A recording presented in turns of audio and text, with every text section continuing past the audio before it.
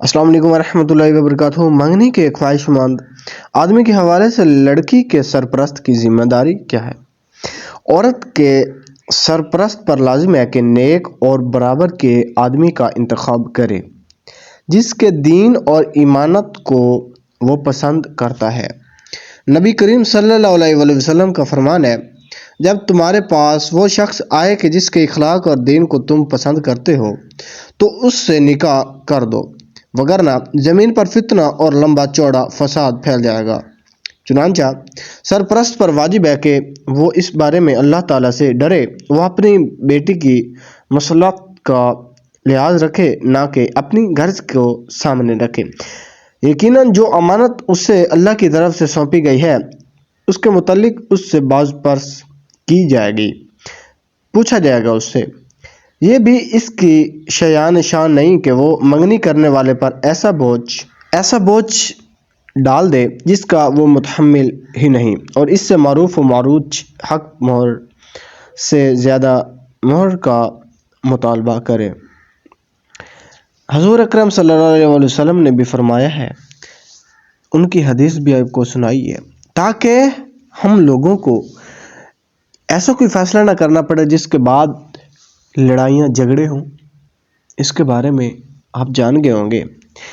وہ امور جن کی بنیاد پر لڑکی خاوند کا انتخاب کرے وہ کیا کیا ہیں؟ وہ اوصاف کہ جن کی بنیاد پر عورت کے لیے خاوند کا انتخاب کرنا مناسب ہے، ان میں سب سے اہم اخلاق اور دین ہے۔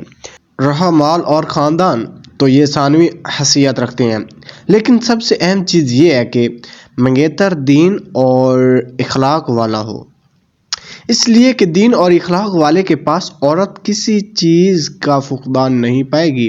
اگر وہ اسے رکھے گا تو اچھے طریقے سے رکھے گا، اور اگر چھوڑے گا تو احسان کے ساتھ چھوڑ دے گا، اور پھر دین و اخلاق والا اس کے اور اس کی اولاد کے حق میں یقیناً بابرکت ثابت ہوگا کہ وہ اس سے دین و اخلاق سیکھے گی۔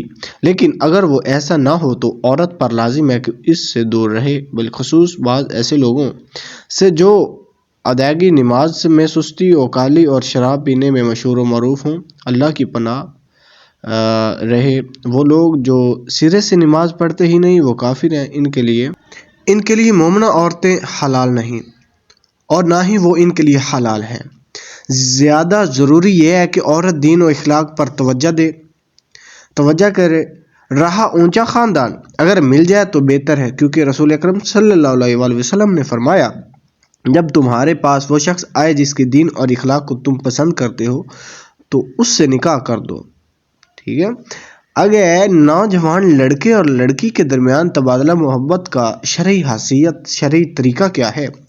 اس میں شرعی طریقہ یہ ہے کہ انسان کے دل میں جب کسی ایسی عورت سے محبت جہانگیز ہو جائے جو بغیر خاوند کے ہے تو اس کے گھر والوں کے سامنے نکاح کی خواہش ظاہر کرے، پھر اس سے نکاح صحیح کر لے۔ اس طرح وہ شرعی سلامتی والے راستے پر چلے گا۔ اس دوران یہ جائز نہیں کہ عقد نکاح سے قبل تنہائی میں وہ اسے ملے۔ یہ بھی ناروا ہے کہ تحریر یا تکلم کے ذریعے محبت، خوش آمد اور لذت پرستی کے پیغامات کا تبادلہ کرے، کیونکہ نکاح کے داعیہ کے پیش نظر جب وہ ضرورت محسوس کرے تو محض دیکھنا ہی جائز ہے۔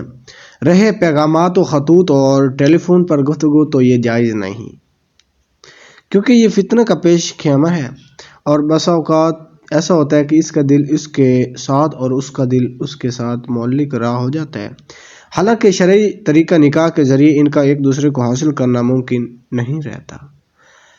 یہ تھے آج کے چند پوائنٹ، اس سے آگے بھی انشاءاللہ اسی کے بارے میں آپ کو بتاتا رہوں گا۔